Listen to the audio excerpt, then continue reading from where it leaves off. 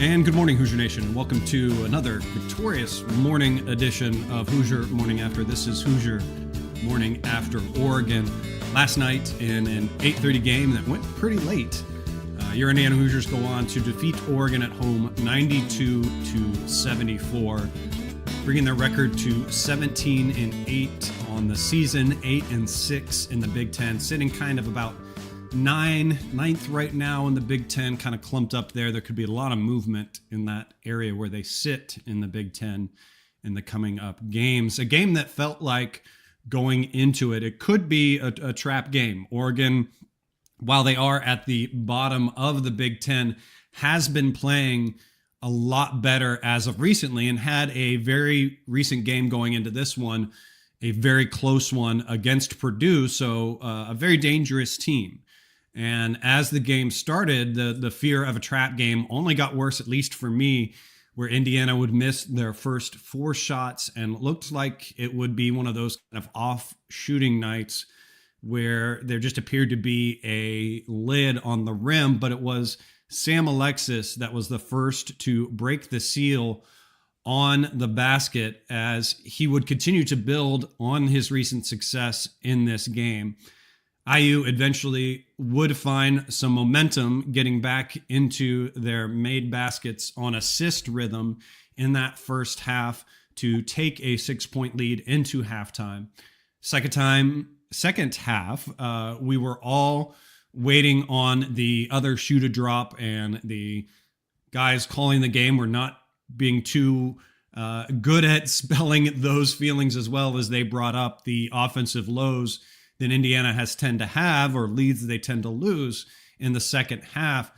But that wasn't the case. Lamar looked at Hoosier Nation and said, "Hold my beer," going for 25 points in the second half on an incredibly efficient 80% from the field and 50% from three to take Indiana to the final horn and the win at 92-74. Thank you for being here with us. I'm your host, Chad Schwartzkopf. Here with me is Martha, the mop lady. Martha, give me your opening thoughts on this game.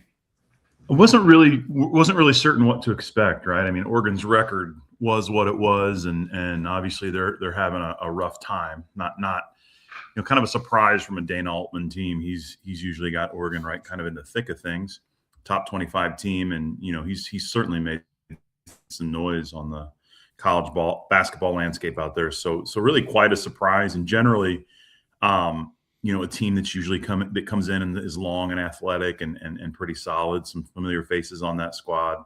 Yasir Roseman, who obviously was an assistant with IU during the Woodson years. So storyline there, but wasn't sure what to expect. Oregon just came off a game at Purdue where they lost by 4, I think 68-64 or 66-62, something like that. So there's a rock fight in West Lafayette, but still, that's no easy place to play. And when you've got one conference win, but you played well in Mackey Arena, that kind of says something. So maybe they were finding their stride. And of course, the way the game started with Wilkerson, I think missing his first 4 or 5 shots, something like that. It's like, how's this going to go?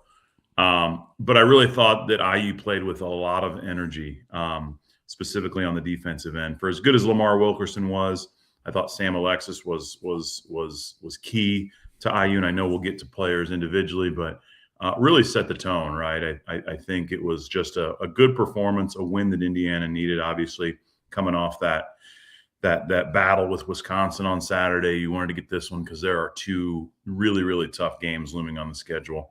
So it was good to see Indiana get the win last night. It was nice to see the 76 team honored, all the storylines that go along with that. So it was a good night for IU, and they've got themselves in a position now where, there's a couple tough games coming up, but they're in a position where if take care of business at home and maybe get one on the road, that you've got a good chance to make the tournament. Yeah, and you do a good job of talking in our transitions here, beautifully talking about the defense. And I think the defense obviously has been the story that when the offense is struggling, they're able to keep Indiana in this. And when the offense is humming like it is and the defense is continuing to do well, this is the outcome that you get and what this team can be. And the defense in this one, especially with the few games in the Big Ten that we are going to have where the other team's best player is their big man, he averages 17. And for IU to able to keep him under his average at 15 was kind of a win in this sense. It's, to me, it's considering the narrative that we had going into the season of Indiana's lack of size. I will take that every time. And I think Indiana did a good job overall of doubling him when they needed to. There were a few fails at that. Obviously, there was a time in the second half, I believe, where Tucker came over to help him, and he was able to easily dump it to Tucker's man, who was then open. Obviously, no one replaced that at that point to get an easy dunk. But overall, I thought when Indiana got into doubling situations or did that on defense, they did a fantastic job of recovering. When Oregon was able to pass out of that, they did a good job of rotating, finding the man to get back to and everything like that. And I think it's this defense obviously needs to continue to hum, because when we have off shooting nights and everything like that, they always say defense is the thing that travels more than offense does. What were your thoughts on this game defensively for Indiana? Yeah, I thought the tone was set pretty early. When you kind of look at it statistically, it's, the first thing I always look to at IU is how did the rebound situation go, right? And I thought overall, especially on the defensive end, we out rebounded them 24-17. Gave up a couple more offensive rebounds to them, but we controlled things because with Biddle on Oregon getting healthy, he's a large dude. They've got some other long guys. So I'm like, how, we've talked at length kind of about our lack of size or lack of traditional center. What's that going to look like?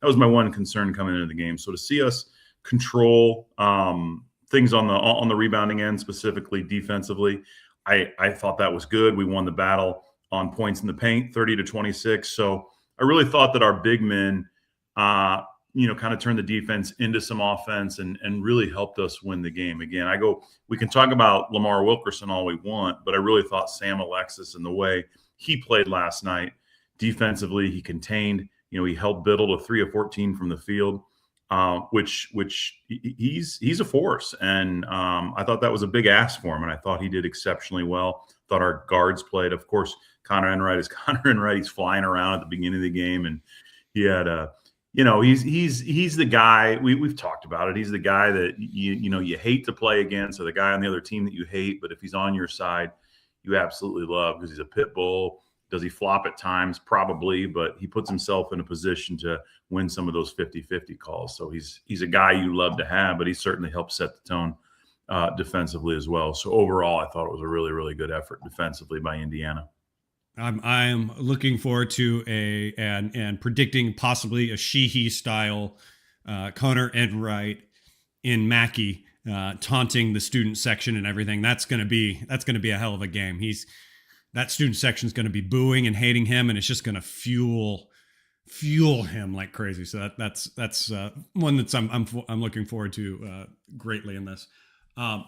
Offensively in this game, just a beautiful second half. I mean, that was one I'd love to go back and watch and kind of dissect and look at even more. And I think obviously going into it, it's a matchup zone that it was even reported and said leading into this game that Darren DeVries was the most concerned about going into it, and what that would have done to stymie Indiana's offense. And I think they had a good game plan where he basically said they were going to run their sets as if it was man.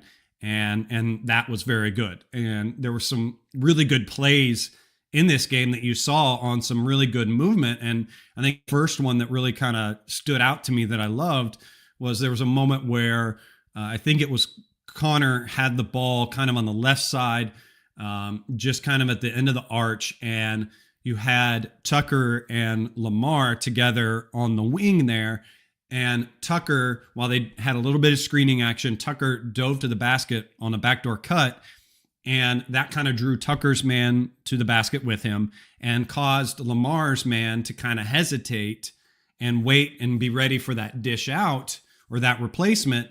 But Lamar followed right behind him and ducked in as well. Perfect pass into him and a great layup. Just some nice plays, some good things that we saw, some crisp passes and everything like that in this game. What were your thoughts on IU's offensive game? I thought, obviously, when you've got one guy that scores 41 points, right, that's just a hot hand. And I think he even was quoted as saying, like, he kept shooting and I think he made a comment that it just felt easy. And you love to hear that out of your shooting guard. But even with his 41 point performance, you look at the balance across the group of starters, and it's, you had each guy in double figures outside of Connor Enright, and he's not a guy that's generally going to score, or you need to have score in double figures, right? So, while he's not scoring, he's leading the team in assists, but the balance across the group of starters, Alexis with 16, DeVries with 15, Nick Dorn with 11.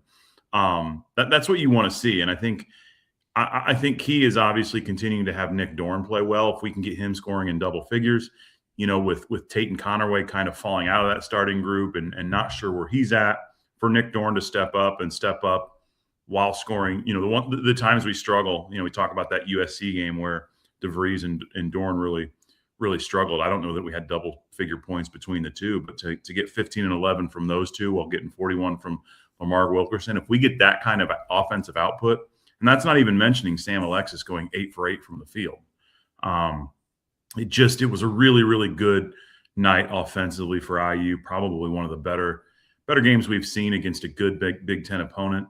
So it was nice to see, and hopefully something we can carry on over to. I mean, if we can find a way to score 80 plus on the road at Mackey and Illinois, that's what it's going to take to win there, because those are two tough places to play. So hopefully it's a situation where the offense is really starting to find its stride. Yeah, and let's get into some of those players and everything. Obviously, Lamar's the one we have to kick it off with. Just another fantastic, nearly record-setting night for him. 41 points, just 4 shy of a new record, on 13 of 20 shooting, 6 for 12 from 3, 9 of 11 from the field, 3 assists, 5 rebounds. His confidence, like you said, was just soaring. And he even said that in the game. There was a great moment where he made a basket on a foul, and DeVries even came out and gave him like a big high five and everything like that, and like dapped him up. And you could just see the energy between that. And great from DeVries to come out and give him that juice, to give him that kind of thing going off of it. And to me, one of the great things about him scoring that many points is so much of it came off assist, not just him playing hero ball. Now, don't get me wrong, he had some fantastic hero moments where he was able to back a guy down or in the corner late shot clock and made a fadeaway, which he even kind of made a face on one of those where he had probably not much angle at all in the basket and knocked it down. But it was just really, he was scoring on all 3 levels really well in this one, and doing it with the players out there with him, setting him up for success, the coaching staff seeing that and feeling that and calling plays for him to put him in places where he could score and everything like that. Just a fantastic game from him. Your thoughts? Yeah, I mean, what more can you say, right? I mean, the basket seemed a mile wide, and it was consistent across the group of starters. I thought, especially as the game went on, right? I was fearful when the game started that we're missing shots. Oregon's hanging around. I think they even jumped out to a 6-point lead at one point. So I'm like, man, is this going to be one of those games where offensively it just seems like we can't buy a bucket? And we started to heat up towards the end of the second half, and it felt like a clinic in the second half, just with some of that Assembly Hall magic. Maybe it took the 76 team coming out in halftime and the undefeated team to get us going. But yeah, it was everything you said and more. The basket just seemed a mile wide. And again, I hope that it's, it feels like it just feels like, start the year. Obviously, you and I sat here and talked a lot about like, what is this going to look like when Nick Dorn gets healthy? Because we've heard a lot about him. You've got Tate and Connerway. So it's almost like it took a little while for, the offense to find its stride, or for us to find its identity. And I think that a lot of that was guys' roles still developing. And it feels like now, with what we've got with Nick Dorn and maybe the uncertainty around Connerway, maybe, we found our true offensive identity. And I'm just really hopeful. I'm going to be really curious to see what these 2 road games look like.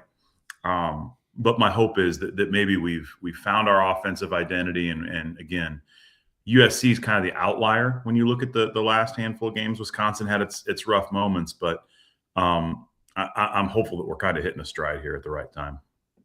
Yeah, and I think you make a good point there.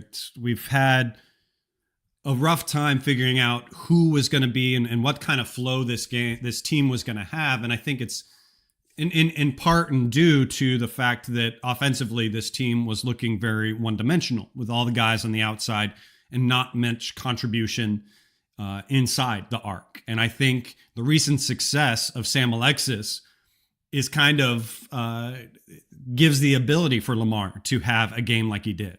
And Sam just continues to build on his game with this team, scoring 16 in this game on a perfect 8 from 8 from the field, all going against one of the best big men or one of the top big men in the Big Ten. And season averages for him, scoring wise, going into this game was just around 7 points. So obviously it's continuing to go up for this. And DeVries was asked about Sam Alexis after the game, saying sometimes as coaches, we have to admit your mistakes. Adding that there are some parts of his game that they didn't utilize earlier in the season that they are prioritizing now. Guys, let's take a moment and just bathe in that for a minute. The coaching staff admitting fault and making changes that directly affecting success in this team. Come on, hallelujah. Where has that been? How great is that to hear? It's his success, like I said, that he's building that just takes the pressure off the guards on this team, takes the pressure off Lamar, and draws some gravity. We talk about that on the offensive side in college basketball, and it's gravity of the defense. Where's the scoring going to draw that attention? And Lamar having success, people are sticking to him, which there's less help coming over for Alexis. And then the other way around, Alexis having success is going to draw some gravity and some little bit of space for other guys. Your thoughts on this great turnaround by Sam Alexis?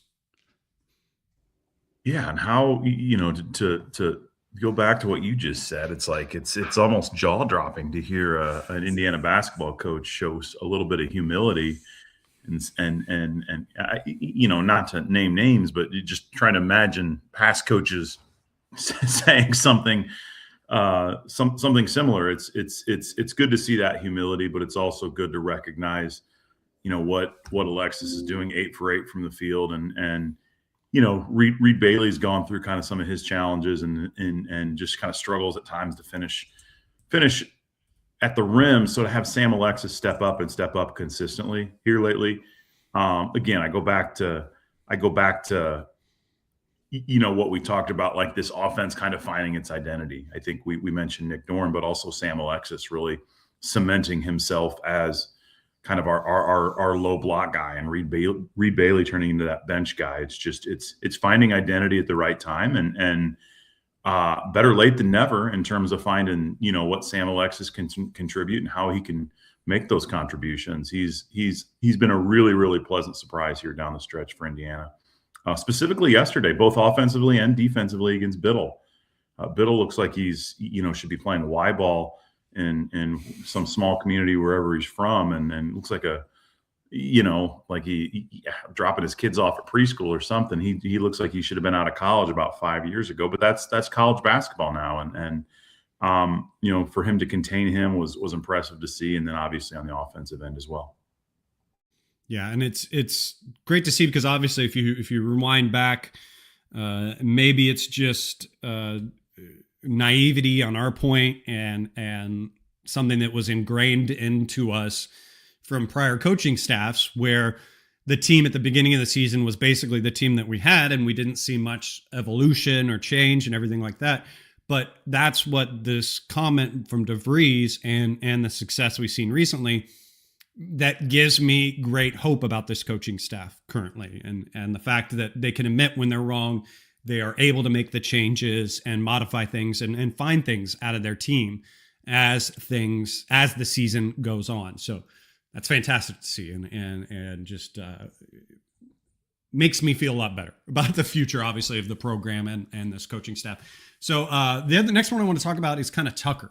And Tucker obviously has been struggling scoring wise as of recently, but has still been one of those players that Indiana needs on the court to kind of be the other coach on there. And when things are struggling, he's good at kind of being a secondary point guard per se, more kind of instructional rather than ball handling wise. But looked a lot better in this game and was able to contribute on the scoring side a lot more, finishing with 15 points in this one on 5 for 10 from the field, 2 for 6 from 3, and a perfect 3 for 3 in the from the charity stripe. And the other interesting thing to look on, and he was obviously surprised as well. I think it was his dad that was surprised in the post game. 7 assists in this, which you think would be the top on the team, but not with Connor in there. Connor above him there with 8. It was really Tucker's second half that was the more efficient for him, scoring 8 of his 15 on a perfect 3 for 3 shooting, including 1 made 3. So talk about Tucker, his more success finding some more scoring and just being that leader on the court.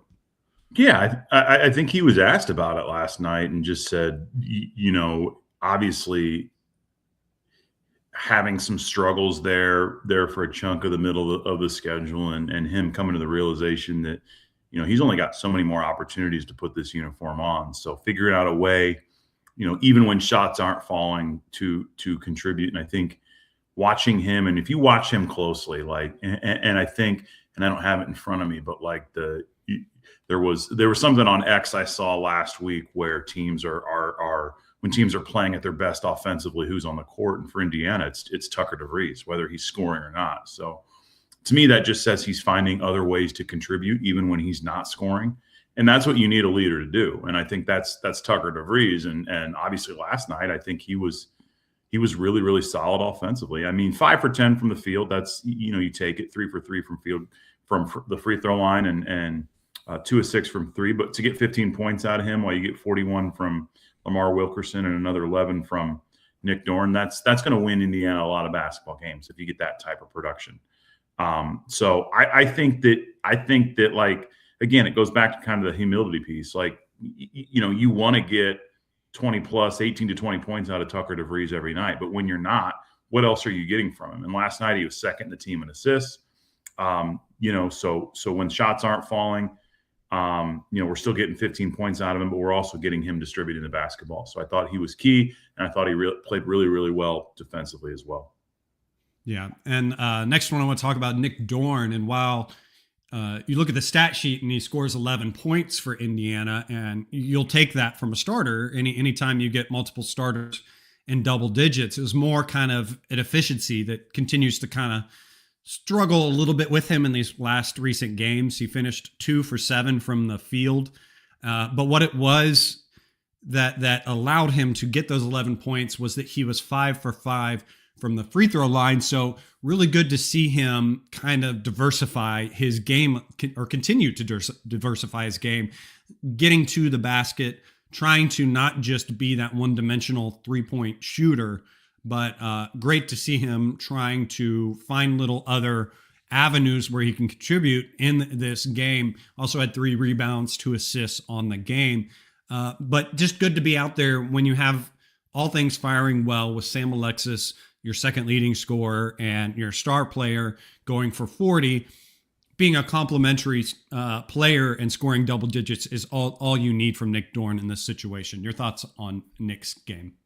Yeah, Nick, we saw some highs. We've seen some, I won't say lows, but I think part of it's just him figuring out as he's gotten back into routine where his fit was. But obviously he's had some really, really big games for us. And I think Nick Dorn's a guy that has to average double figures for us as well on the offensive end. And to get that out of him last night, obviously the whole team started a little bit quiet and he kind of disappeared offensively in the beginning of the game, but much more present as the game went on, as the game moved on. So to get 11 from him, he's not a super athletic guy, but when he gets an open look, he's going to knock it down. Obviously, you want to see a little bit better than 2 for 7, but part of that is him maybe pressing a little bit. He was able to get to the free throw line, and he was 5 for 5 from there. But you're now to a point where with your core group outside of Sam Alexis, you've got guys that are all playing over 30 minutes. Nick Dorn's now to a point where he's playing 34 minutes, and you think about not having him early in the year, it's evolved considerably. So again, I think he doesn't have the reps that other guys have, but he's starting to find that rhythm and be much more consistent, more regularly offensively for us. And again, I go back to what I've said a couple times here, is this team finding its identity here at the right time. And I think we'll see a lot here the next couple games. I don't know that we'll win both or win either, but if we can go compete, then come back and finish strong at home, I think that'll say a lot about Indiana's chances to make the tournament. Yeah, and you said something interesting there, talking about the success and everything that IU's had recently. One thing that we've talked a lot on this show afterwards is with all those minutes, like you said, that you're seeing multiple players in 30s.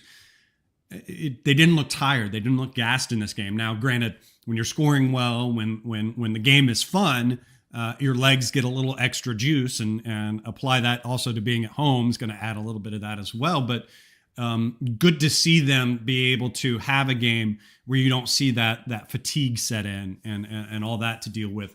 The last player we want to kind of talk about, and we'll talk about a few bench guys as well, was Connor. I think Connor continues to be a hell of a point guard for IU on both ends of the field, scoring 4 points in this one, 1 for 2, but did make a 3 that I think continues to be a good thing for him, just to kind of splash some points here and there, getting to the rim, making a 3-pointer at one point, just to keep the opponent's defense honest with him, but continues to be that gnat and that crazy guy for IU.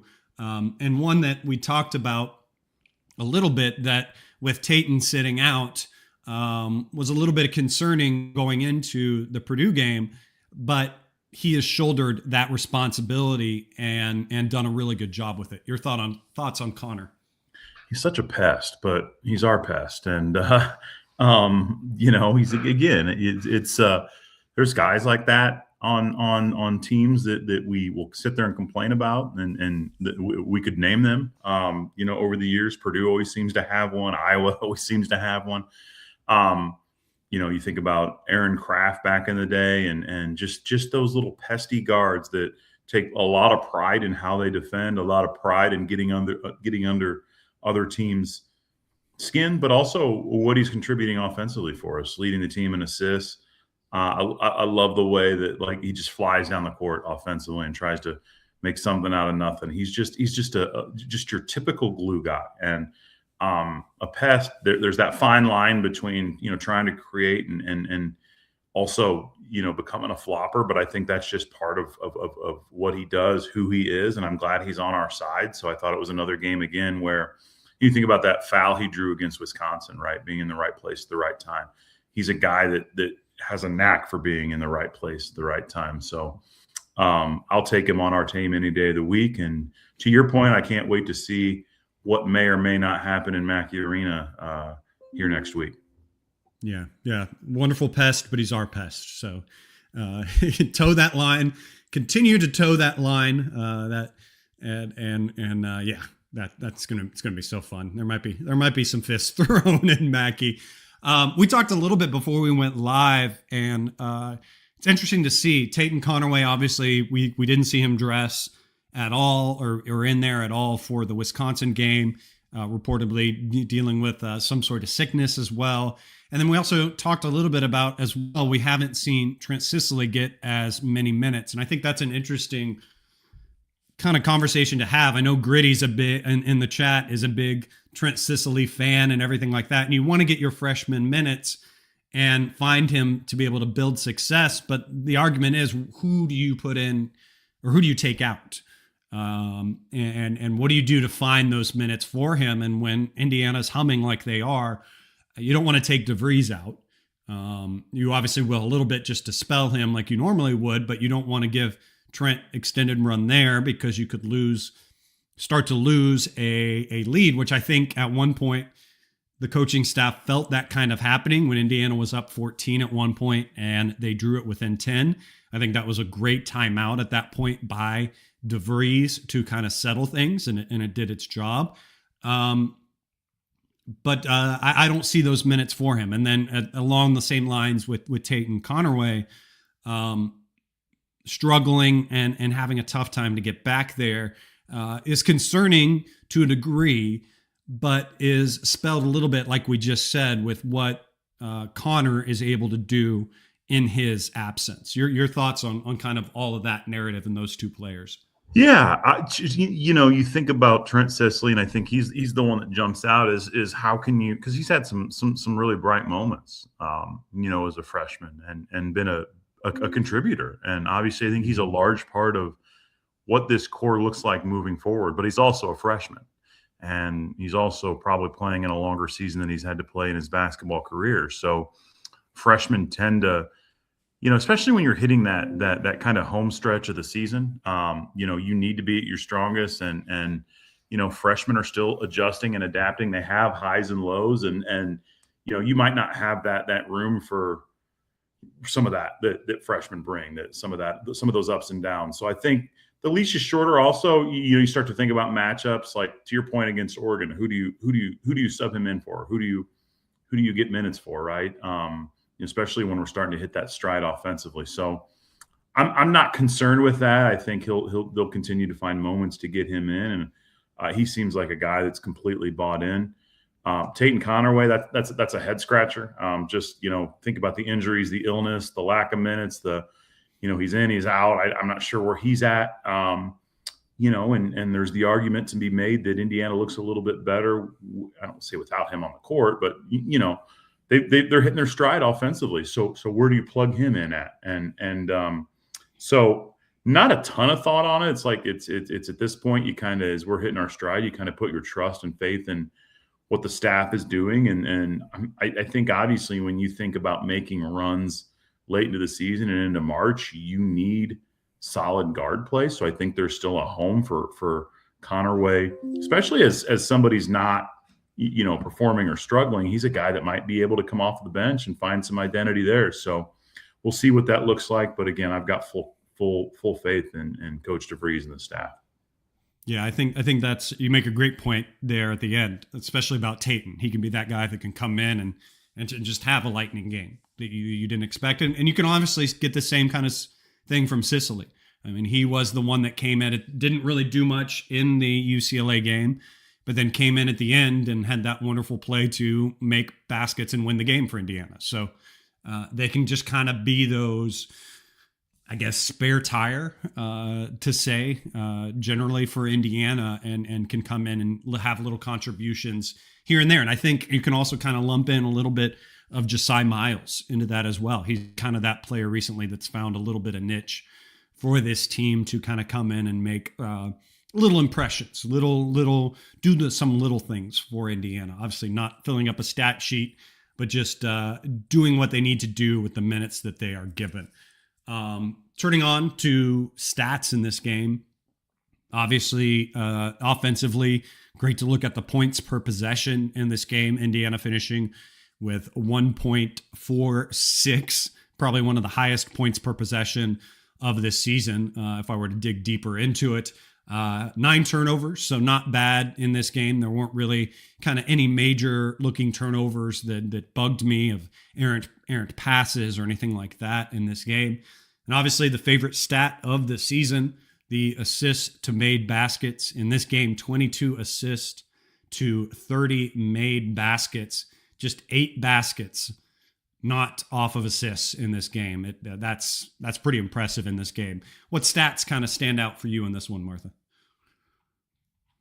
Well, I think you look at the job we did defensively, holding Nate Biddle, who I thought had a ton of good looks, especially in the first half. Just maybe didn't go down, but holding him to 3 for 14 from the field, I thought was really solid. Obviously, shooting 60% from the field, 41% from the 3-point line, 78%, like you said, from the line, and then winning that defensive rebounding battle, I thought was I thought was strong and largest lead of 21 points at one point. So, and it was pretty even from a foul standpoint. So I thought overall, just kind of winning some of those battles that when Indiana's successful, you're seeing us win those. And I thought, to be able to shoot that well from the field, both from the 2-point line, or the 2-point area, the free throw line, and from behind the three, I thought Indiana's going to be tough to beat when they perform that way. So it was good stuff.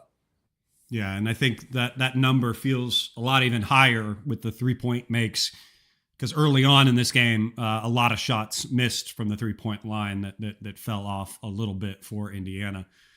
We are, though, like you said, getting towards the tail end of this season. Just 3 more home games for basketball, 2 more home games for the women's team. And so that's just a few more opportunities for you to take care of those tickets that are not used and trying to figure out what to do with those tickets. Martha can tell you what you can do with those. Yeah, I saw Gritty say that in a chat with 3 home games left and 2 for the women. And anytime I'm thinking about, I'm like, man, where did this season go? And obviously with football, just ending a couple weeks ago, it's and obviously, first year for DeVries, the attention hasn't, by the time we solely turned our attention to basketball, the season's 3/4 over. And so it's shocking to be sitting here with only, 5 total home games left for Assembly Hall this season. In a couple seasons, it seemed like they just started. So, yeah. And to your point with the Hoosier Ticket Project, we had probably 25 people at last night's game, which was exciting. And 5 more opportunities to get as many people into Assembly Hall as we can this year. We appreciate everybody that has made donations. Gritty's a donor of ours. We've got a bunch that just continuously donate and are selfless, that allow us to find deserving folks, deserving people, whether they're in the Bloomington community, the Indianapolis community, anywhere in the state of Indiana. We try to remove that financial barrier that may exist and not allowing people to get to games. We try to remove that so people can. So if you're interested in helping get some kids, some families, some deserving individuals to Assembly Hall, you can visit our website, HoosierTicketProject.org/donate to learn more. We accept both tickets and monetary donations. And we're just very, very grateful to everybody that's allowed us to do what we do this entire season, both football and basketball. Yep. And as you're getting your taxes together for the year, if you're noticing you need a little more charity contributions, get a head start on that and go over to HoosierTicketProject.org and get those donations in, so you're not suffering in this tax season next year. Give me your closing thoughts on Indiana's win. Yeah. So it gets real quick. I think when you look at, where we're at this point, 8-6 in the Big Ten, 17-8 overall, what's that magic number to get Indiana into the tournament? And you look at the schedule as it's forthcoming. Obviously next week's going to be a tough one. We've got a little bit of time off. Our next game's not until, what is that? What's the Sunday? Sunday, yeah, the 15th but we're in Champaign against one of the hottest teams in the country, Illinois, and then we turn around 5 days after that and go to Purdue. So it's going to be a tough couple of weeks. The nice thing is we've got a bunch of days to prepare for both games. Then we come home for our last 3 home games. When you start looking at Illinois, at Purdue, at home against Northwestern, home against Michigan State, at home against Minnesota, at Ohio State. You want to try to you really want to try to find a way to win 5 of the 7 if you can, and that's a tough ask. So that's going to require maybe beating a Michigan State at home, who's playing really well, or maybe winning at an Ohio State. If you can find a way to win at Illinois or at Purdue, that's icing on the cake, I think, at this point. So opportunity is what I think is kind of what comes to mind. I think Indiana's kind of hitting their stride at the right time. Would you have loved to pick up that win at USC? Sure. Would you love to go back and have that Minnesota game over? Sure. But there's always going to be those. We have games like that every single year. But the fact of the matter is that Indiana's got some opportunity ahead of them. They've got some games that if they win, they're going to put themselves in a position to be on the right side of the bubble. I think that's all you can ask in a first-year tenure for DeVries, for us to be in a position to make the tournament, something we've struggled at doing over the course of the last decade plus. So it's exciting. I think this team's hitting its offensive stride at the right time. They're playing hard. They're playing hard defensively. And the most important thing is they seem really, really bought in with both what the team's trying to accomplish and with each other. So I think that's good. I'm excited to see how we finish this home stretch of the season. Yeah. Yeah, it's definitely, like you said, it's the opportunities. And I think if you looked at and talked to us earlier in this season, and you said that we're sitting almost in the middle of February, and I'm, at least myself, I'm currently sitting in a situation where I have more answers than I have questions with this team. And that always wasn't the case in this season. We constantly had many questions of how they're going to react to this, or who's going to be the main scorer underneath, who's going to be our second or third contributor beyond Tucker and Lamar. And I feel like we have a lot more answers to those types of questions than we had. And I think everything across the board is humming the way you would want it to happen. You've got your star players finding his stride and scoring like crazy. You've got your support three-point shooter and Nick Dorn, who was injured to start the season and has now come back and been a contributor. Yeah, he's had a little bit of a lull recently, but he's keeping up on that path. Then you have Tucker, who struggled a little bit as of recent, but continues to be on an upward trend as well. You have the point guard situation where your starting point guard has been out and hasn't been doing well, but that question's been answered by Connor Enright taking off and doing really well. And then you add in Sam Alexis finding and unlocking new situations and ways to contribute with this team, and allowing for that gravity in the paint to take away the pressure from those three-point shooters that Indiana has, all along with the fact of a coaching staff that admits that they're wrong and admits that they have things that they can do to be better. So that makes me happy. That makes me a proud Hoosier. That makes me very happy as where we sit with this team and with this season. And like Martha said, we turn around and we've got 6 games to finish off this season, which is crazy to think. Turn around and 6 games are left, but the opportunity and the door is open. Indiana needs to get through that door, take care of the situation, stay healthy, keep their legs, because fatigue is going to be the very interesting thing that I'm going to keep my eye on. It's maybe the one major question that I have with this team moving forward.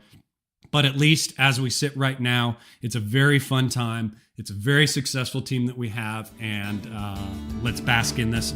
Let's have a good downtime. Let's have good practices this week, because Sunday is going to be a dogfight, and then followed by the next Friday. But thank you for being here with us. Follow us on Twitter. My name is @General Chadwick. You can find Martha @TheMopLady. Thank you for Bob Thompson for producing the music that you hear on this show. If you're watching on YouTube or listening on the different podcast streams, appreciate those ratings, those thumbs ups, the comments, anything like that you can do. We love doing this podcast for you, bring it to you for free. So any love that you can give is greatly appreciated. We'll be back again the morning after the next game. Until then, guys, go out there, have yourselves a wonderful game.